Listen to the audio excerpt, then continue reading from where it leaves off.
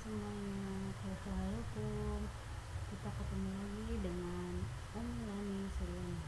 Sekarang ini akan membahas tentang bab munakah.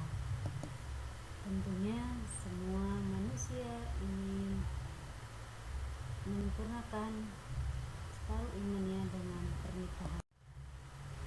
Sebelum Umi membahas tentang pernikahan, ini akan menjelaskan peta konsepnya terlebih dahulu, yaitu pertama tentang pengertian pernikahan, yang kedua hukum nikah, yang ketiga tujuan nikah, yang keempat rukun nikah, yang kelima kewajiban suami istri, yang keenam hikmah nikah, yang ketujuh perkawinan menurut Undang-Undang Nomor 1 Tahun 1974.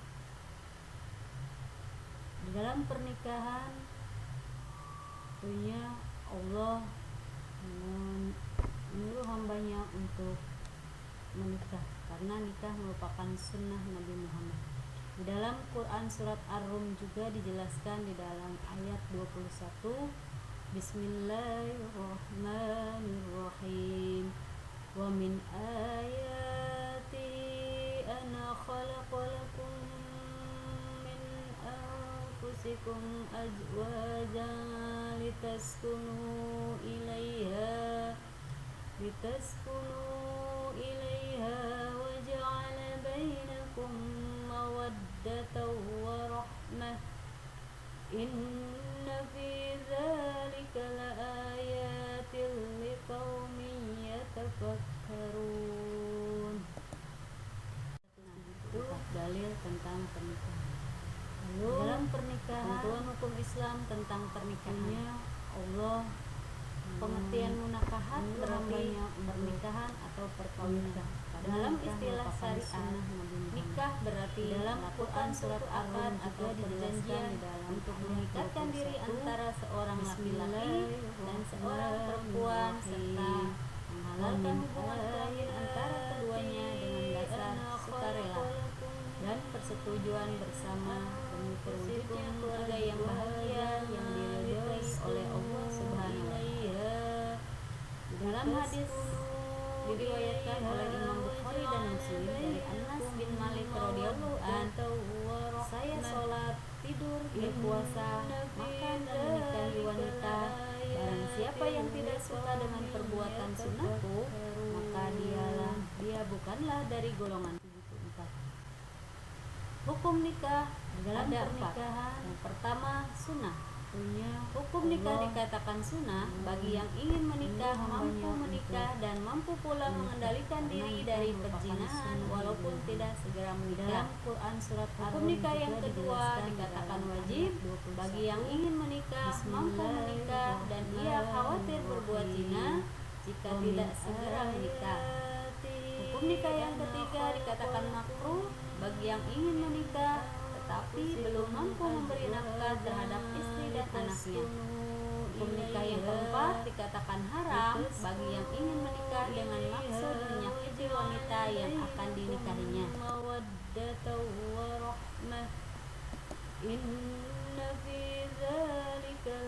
Di dalam hadis diriwayatkan oleh Imam Bukhari dan Muslim, wahai para pemuda, jika di antara kamu sudah memiliki kemampuan untuk menikah, hendaklah ia menikah, karena pernikahan itu dapat menjaga pandangan mata, lebih memelihara kemaluan, kehormatan, dan barang siapa yang tidak mampu menikah, hendaklah ia berpuasa, sebab puasa itu menjaga baginya. Hadis riwayat Bukhari dan Sedangkan tujuan pernikahan yang pertama itu untuk memperoleh rasa cinta dan kasih sayang, seperti yang dijelaskan di dalam Quran surat Ar-Rum ayat 21. Wa ja'ala bainakum mawaddatan wa rahmah. Artinya, dan dijadikannya di antaramu rasa kasih dan sayang. Tujuan pernikahan yang kedua untuk memperoleh ketenangan hidup. Wa min ayatihi anna khalaqalakum min anfusikum azwajan litaskunu ilaiha.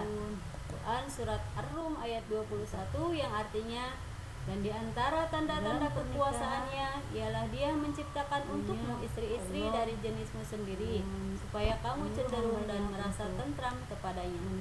Tujuan pernikahan yang ketiga untuk memenuhi kebutuhan seksual atau birahi secara sah dan diridhoi oleh Allah Subhanahu wa Ta'ala.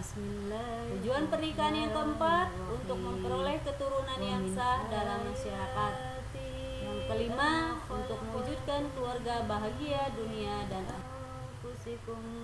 adapun rukun nikah yang pertama adanya calon suami dan calon istri. Adapun syarat-syarat calon suami dan istri, yang pertama, calon suami syaratnya seorang laki-laki yang dewasa, beragama Islam, tidak terpaksa, tidak sedang dalam ihram haji atau umroh, bukan muhrim calon istri. Dan syarat seorang calon istri, seorang wanita yang cukup umur, bukan perempuan musyrik, tidak dalam ikatan perkawinan dengan laki-laki lain, bukan mahram calon suaminya, tidak dalam keadaan ihram haji atau dalam Quran surat Ar-Rum juga. Nikah yang kedua yaitu adanya wali nikah. Wali nikah adalah wali yang menikahkan mempelai laki-laki dan mempelai wanita atau mengizinkan pernikahan. Pembagian wali nikah ada dua. Ada yang disebut wali nasab, wali hakim. Adapun wali hakim yaitu kepala negara yang beragama Islam. Di Indonesia wewenang presiden sebagai wali hakim dilimpahkan kepada pembantunya yaitu Menteri Agama, dan Menteri Agama melimpahkan kepada pembantunya kepala kantor urusan agama di setiap kecamatan. Sedangkan wali nasab yaitu wali yang mempunyai pertalian darah dengan mempelai wanita yang akan dinikahinya.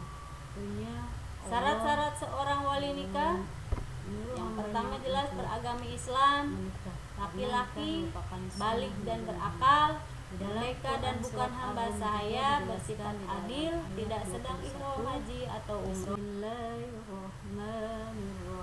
Lalu yang ketiga ada dua orang saksi, yaitu syarat seorang saksi beragama Islam, laki-laki, balik dan berakal sehat, dapat mendengar, dapat melihat, dapat berbicara, adil, tidak dalam keadaan ihram haji atau umroh. Lalu yang kelima adanya akad nikah. Akad nikah itu ucapan ijab kabul. Ucapan ijab adalah ucapan wali dari pihak mempelai wanita sebagai penyerahan kepada laki-laki, sedangkan kabul adalah ucapan mempelai laki-laki sebagai dalam pernikahan. Sedangkan muhrim yaitu secara bahasa muhrim itu dikatakan diharamkan. Dalam masalah fikih muhrim bermakna wanita yang haram untuk dinikahi. Siapa saja wanita yang haram untuk dinikahi? Ada tiga, karena keturunan, karena ada pertalian muhrim dengan istri, dan karena adanya ikatan pernikahan. Yang keempat, karenanya adanya hubungan persusuan. Lalu kewajiban suami dan istri. Kewajiban suami terhadap istri tentunya yang pertama memberi nafkah, baik nafkah lahir maupun nafkah batin. Yang kedua, memimpin serta membimbing istri dan anak-anak. Yang ketiga, bergaul dengan istri dan anak-anak dengan baik. Yang keempat, menjaga istri dan anak-anak dari bencana. Yang kelima, membantu istri dalam tugas sehari-hari. Adapun tugas atau kewajiban seorang istri terhadap suami yaitu taat pada suami dalam batas yang sesuai dengan ajaran Islam, memelihara diri serta kehormatan dan harta benda suami. Ketiga, membantu suami dalam memimpin keselamatan dan kesejahteraan keluarga. Yang keempat, menerima dan menghormati pemberian suami. Yang kelima, hormat dan sopan pada suami dan keluarganya. Yang keenam, memelihara, mengasuh.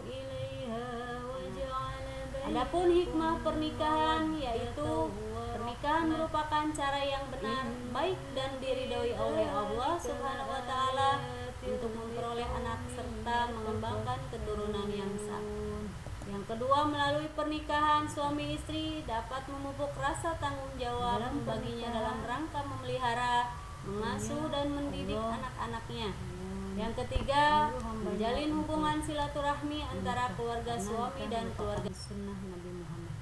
Di dalam Quran surat sedangkan pernikahan menurut perundang-undangan di Indonesia, pernikahan diatur dalam keputusan Menteri Agama RI nomor 154 tahun 1991 tentang pelaksanaan instruksi Presiden RI nomor 1 tahun 1991 mengenai komplikasi hukum Islam di bidang hukum pernikahan. Pengertian dan tujuan pernikahan menurut undang-undang dalam pasal 2 dan 3 dari kompilasi hukum Islam. Pernikahan adalah akad yang sangat kuat untuk mentaati perintah Allah Subhanahu wa taala dan melaksanakannya merupakan ibadah. Sedangkan tujuan pernikahan untuk mewujudkan rumah tangga yang sakinah, mawaddah, warahmah. Allah sahnya pernikahan di dalam hambanya untuk pasal 4 dari kompilasi hukum Islam pernikahan sah jika dilakukan menurut hukum Islam sesuai dengan pasal 2 ayat 1 Undang-Undang RI nomor 1 tahun 1974 tentang pernikahan yang menegaskan pernikahan sah apabila dilakukan menurut hukum masing-masing agama dan kepercayaan. Penjelasan pasal 2 ayat 1 Undang-Undang Republik Indonesia yaitu dengan perumusan pasal 2 ayat 1 ini tidak ada pernikahan di luar hukum masing-masing agama dan kepercayaan itu sesuai dengan Undang-Undang Dasar 1945. Yang dimaksud dengan hukum masing-masing agama dan kepercayaan itu termasuk ketentuan perundang-undangan yang berlaku bagi golongan agama dan kepercayaan itu sepanjang tidak bertentangan atau tidak ditentukan lain dalam undang-undang. Menyuruh hambanya untuk kawin atau kawin hamil atau menikah atau hamil di luar nikah dalam pasal 53 ayat 1, 2 dan 3 dari kompilasi hukum Islam di bidang hukum pernikahan juga dijelaskan. Pertama, seorang wanita hamil di luar nikah dapat dinikahkan dengan pria yang menghamilinya. Yang kedua, perkawinan dengan wanita hamil yang disebut pada ayat 1 dapat dilangsungkan tanpa menunggu kelahiran terlebih dahulu. Yang ketiga, dengan dilangsungkannya pernikahan pada saat wanita hamil tidak diperlukan perkawinan ulang setelah anak yang dikandung lahir.